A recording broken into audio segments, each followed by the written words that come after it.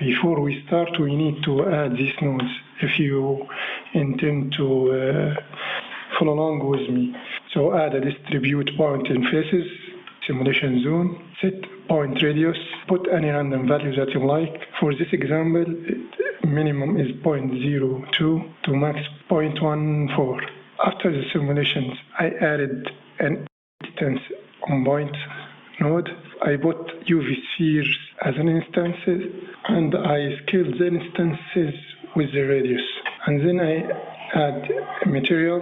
You can add the material that you like. And I joined the original geometry with the instances, then with a subdivision surface, set to level 1, and shade smooth. So how can we avoid intersections between these spheres? Well, it is fairly easy.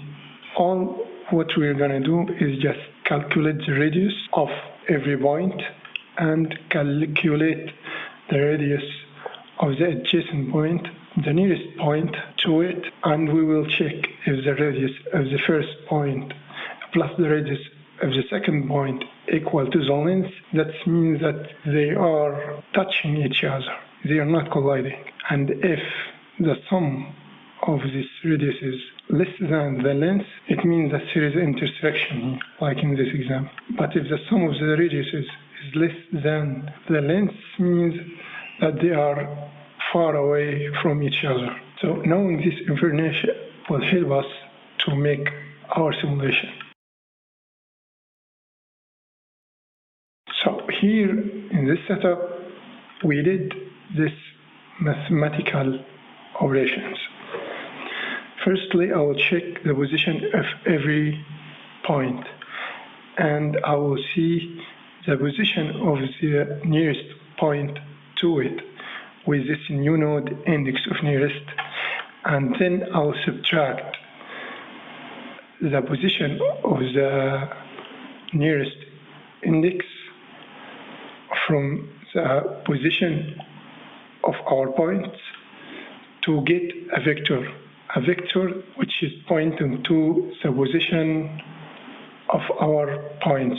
And then we will check the radius of every point and the radius of the nearest point. We will add them together like we did here.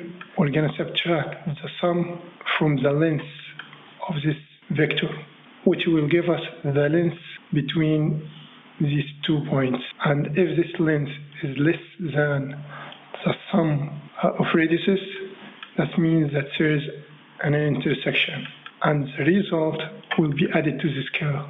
And if they are equal to each other, then there is no collision. They are just touching each other. And this, if they are too far away from each other, that means that the length is greater than the sum of these radiuses, which means that we'll get a negative value. So that's why I clamped the result. So clamping the result will make these negative values out of the range, so they will be neglected. So after I did this calculations, I just made another node group here, just 10 set positions connected to each other.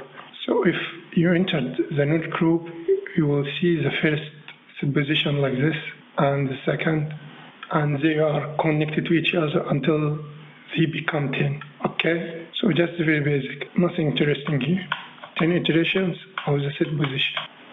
I'll connect these 10 position iterations here in the simulation zone, and I'll connect this value to the offset like this. And we'll play our simulation and let's see what's going to happen.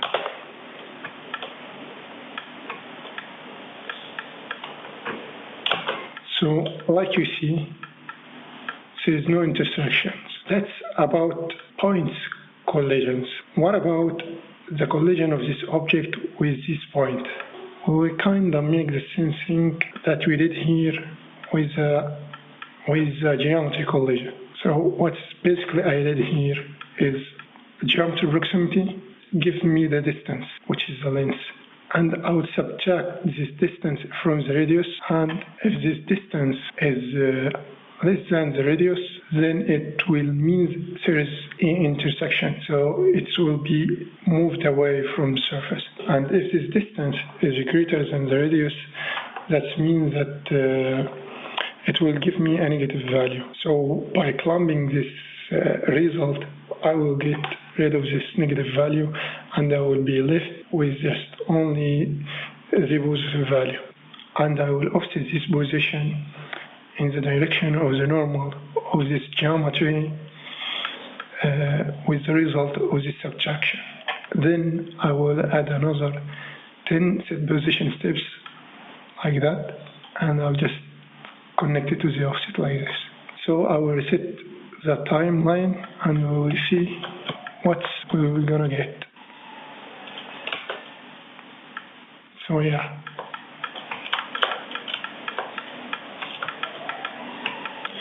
If you want to make the gross effect that you have seen in the beginning of the video, here is how to do it.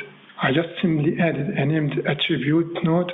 I took the information of the UV and separate its XYZ, and took the Y-axis, linear layer it with the noise texture. Then I added time to it, and I just multiplied it with this random value, like this. And here it's what this object looks in UV editor, like this. So let's play the simulation and see what we got. Yeah, fantastic. Before the simulation starts, there is a lot of points here, but you can't see them because they are scaled at 0. So we want to remove these points to make the simulation lighter. So I will just add a delete geometry node here, like this, and I will check if this radius is less than a certain threshold, like 0.01, I will delete it. So yeah, that's basically it. It's way simpler than you think. You can, after that, put all of this inside one group, like this, and just name it anything. And it's actually a very beautiful setup. I will use this setup a lot in the future. So yeah, it's really fantastic. So it will be ungrateful to make this tutorial without mentioning this man. Without this man and without his tutorials, I wouldn't be able to make something like that. I will leave a link to his channel in the description. If you felt like you missed something, I will leave a link in the description where you can get this file. Don't forget to subscribe and hit the like button below if you want to support this channel. So I hope you like this tutorial, and see you in the next one.